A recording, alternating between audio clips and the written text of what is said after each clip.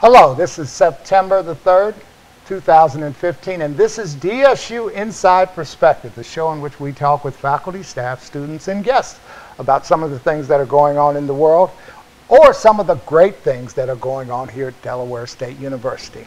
It is the start of the 2015-2016 school year, and today I have Dr. Fran Edwards, who is the new chair of our Mass Comm department here at Delaware State University, but more specifically, for our purposes today, she is the chair of the One Book, One Campus Committee. Dr. Edwards, welcome to the show. Thank you. Thank you.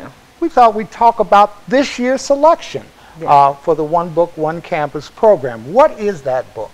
It is The Ties That Bind. It's a memoir by Bertice Berry. And she was our commencement speaker back, I believe, in 1998. Just before I started working here. So what is it about this book that your committee decided it would be a good selection for this year's One Book, One Campus? Well, the selection came to us from a colleague, and we often get selections from colleagues. We actually want them. Because we want their input from books that they've read or books that have been shared with them, no matter how they've been shared with them. And this particular book had a connection to Delaware in that she writes the memoir based on the fact that she grew up on a slave plantation owned by the Huns in Delaware, and all of her life she was led to believe that the Huns were a slave-owning family, when in actuality the Huns were abolitionists who were Quakers who fought for freedom of our slaves, and who actually helped transition slaves through the Underground Railroad, the portions that came through Delaware. And so the book not only looks at Delaware history, but it's her personal account of looking at her life and how it's impacted her family from slavery to the civil rights movement to where she is in current day, and how she's looking at her life and looking at relationships and different things that have happened as a result of being a black woman growing up and having a lineage that has slave history. So now, with the One Book, One Campus program, what is the purpose behind the overall program? Every year we pick a book. They're different. You know, sometimes it's an urban type book. So, and I have my cheat sheet too. So since I've been on the committee, the first book was Losing My Cool by Thomas Williams. And then we had The Immortal Life of Henrietta Lacks. That was very interesting. And that was done by Rebecca Skloot. And we had family members that came and did the forum. And the forum was attended by not just students, but community members. And last year we had Dr. China Lee, who did, what is that? The Fannie Lou Hamer story. And so she came, and not only did she do the forum, but she lectured, because she is a college professor, a current professor, so she lectured in various departments in the College of Arts and Humanities and Social Sciences.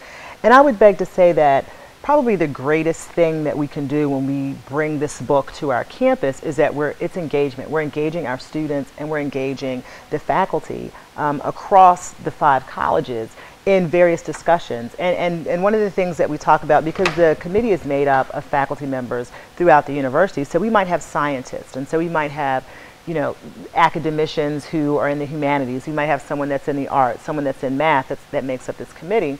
And oftentimes everyone is passionate about their field of choice. And so we have lively discussions about how we can introduce our students to concepts of science that are written about in a way that our millennials would appreciate and understand and embrace. Because that's another thing too. You want to pick a reader that our kids are going to read.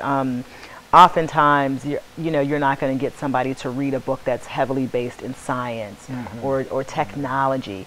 But if you can get them to read a book in which the person who's writing the book comes from that background but is sharing their life, maybe it's an urban coming-of-age story, that helps us to connect. At the same time, it is challenging because you want to find a balance. You don't want to every year pick that urban coming-of-age story.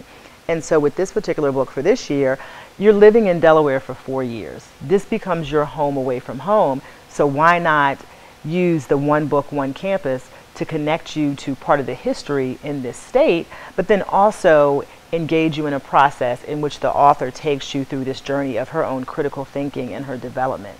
Critical thinking and development are a part of what our students here are supposed to be learning as they matriculate in 4 years or less. Well, now you mentioned faculty. Of course, the students benefit from this book or any selection that you make for the book, but I mean, I'm a professional employee here, and I've read all the books that you've had here. So it's for the staff, too. It's one campus, one book, one campus. But, you know, the first time that I was on the committee, a girlfriend of mine I went to her house, and she had The Immortal Life of Henrietta Lacks on her countertop. And I was just like, oh, that's one of the books that came up in our meeting. And she said, she's a nurse, and she said, well, we in the Christianity healthcare system just started doing this common reader where we're all reading different books. And it was good to know that this is a program or something that's being implemented to bring people together and to engage them in critical thought and engage them in discussions that can impact the community, the places in which they live, the places in which they work. So I think it's important that it's inclusive, staff, faculty, students. Okay. Well, the book is The Ties That Bind by Patrice Berry, Delawarean and author.